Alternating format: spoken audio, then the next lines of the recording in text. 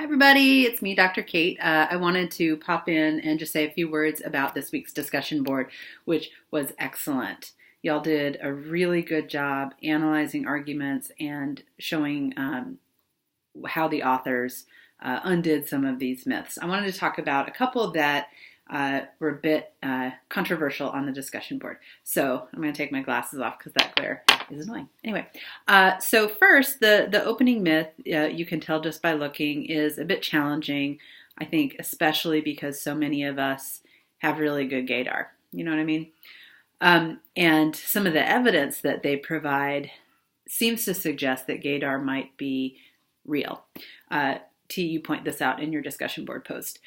So I just want to clarify that their argument is less that you can't tell anything by looking and more that there's a danger in thinking that looking tells us if somebody's gay or not, and they give us some historical examples of times that has been dangerous, right? If we think we can tell just by looking, then we might look, round everybody up, and do something to them, right? So it's a really dangerous thing.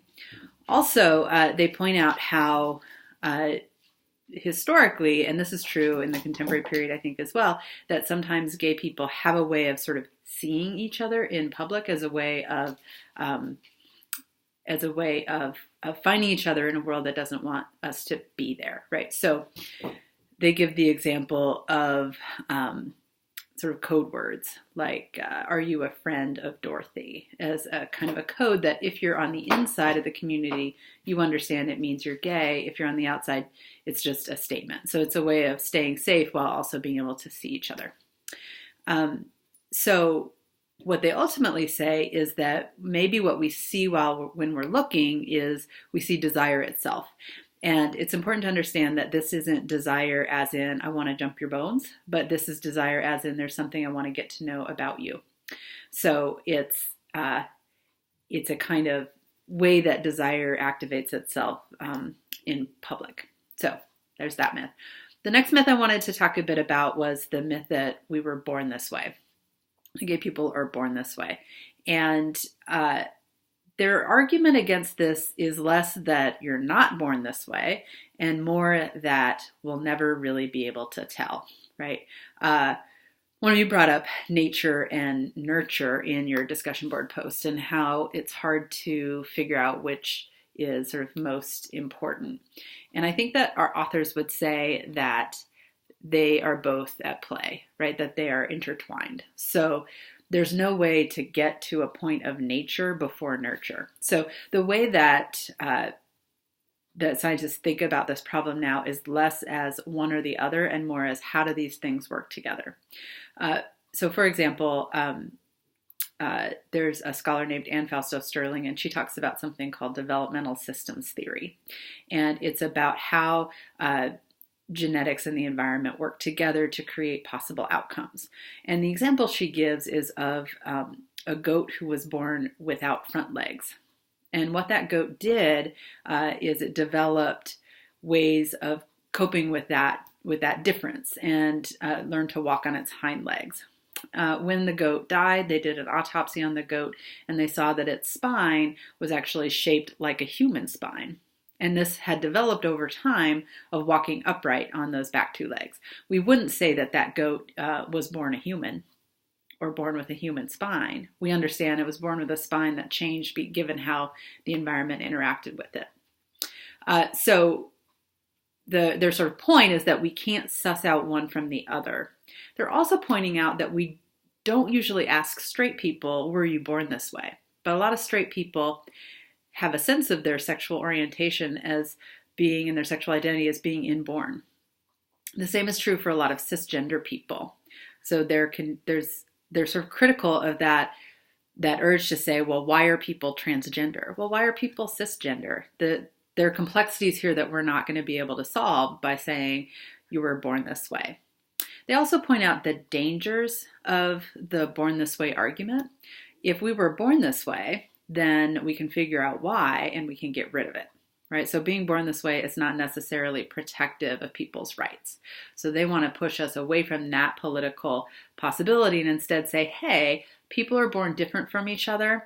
It's a benign difference that we don't have to figure out where it came from. People can just be different from each other. Some of us are gay, some of us are pansexual, some of us are bisexual, some of us are lesbians, some of us are asexual. There are a lot of different, some of us are heterosexual. There are a lot of different ways that people identify in terms of their sexuality, and it changes over time. Also, if you keep in mind what we learned from our first unit on history, what sexual meanings change over time as well. So if we were born this way, how do you explain how we don't really have gay people, for whom that's an entire identity, until much later? The last myth I wanted to sort of highlight, though they're all interesting and important, is the myth that all religions condemn homosexuality. This is a tough one, especially for those of us raised in communities of faith that have very strong opinions about this, or very strong teachings about this. Their point, again, is not that religions don't condemn homosexuality. Their point is that all religions have different ways of interpreting and understanding their sacred texts. So the example they give is of the story of Sodom and Gomorrah in the Bible, which is often used as evidence that Christianity condemns homosexuality.